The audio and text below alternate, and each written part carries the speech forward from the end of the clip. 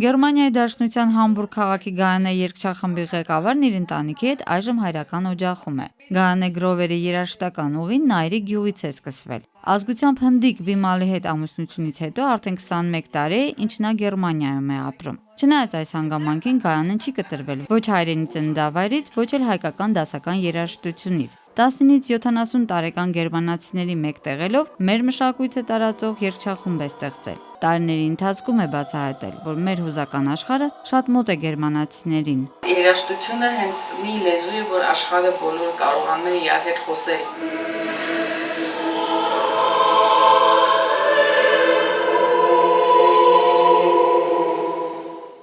Գերմանական Գայանե երգչախմբի լավագույն ավանդույթներից է ամեն տարի ապրիլի 24-ին Սանկտ Պետրիկ եկեղեցում մեծ համերգային ծրագրով ելույթը։ Երգերի միջոցով ծանոթացա մեր Հայաստանին, երգի միջոցով ծանոթացա մեր Արարատին, երգի միջոցով ծանոթացա մեր Կոմիտասին, երգերի միջոցով շատ մեր Մակար Եկմալյան, Արմեն Տիգրանյան, Աղո Բաբաջանյան։ Հնդիկ ամուսինը մշտապես սատարել է Գայանեի գործունեությանը։ Իդեմս Գայանեի Բիմալը շատ է սիրում կնոջ ազգակիցներին։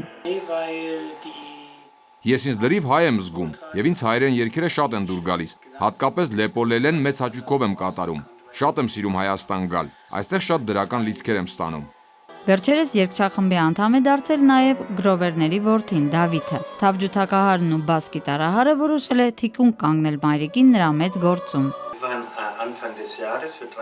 Վերջերս համերգ էինք գնացել այստեղ, բայց չէի սպասում հնդկական պար տեսնել։ Դժվար թե մեկը կարողանա հնդկական պարել, ասացի կնոջս։ Ի զարմանս ինձ մի փոքրիկ աղջնակ այնպես հրաշալի հնդկական պարեց, որ ես մինչև հիմա տպավորված եմ։ Դուք շատ շնորհալի ազգ եք։ Ցանկանում եմ, որ միշտ հարատևեք ու ապրեք խաղաղ։ Երբ Անտալիայում էի, զգացի, որ հասարակ թուրք մարդիկ էլ շատ լավ կարծիք ունեն ձեր մասին։ Երգչախմբի անդամներն այս տարի ղեկավարին մենակ են Հայաստան ճանապարհել։ Չեն եկել միայն մեկ պատճառով, շարունակում են Հայոց Մեծ Եղեռնի 100-ամյակին նվիրված համերգային ծրագրի փորձերը։ Գայանեն էլ գերմանական ճշտապահությամբ է վերադառնալու Համբուրգ, որ սիրած գործը շարունակի եւ հաջողության հասցնի երգչախմբին։ Կարինե Վարդանյան, Մելս Գալոյան, ժամը լրատվական։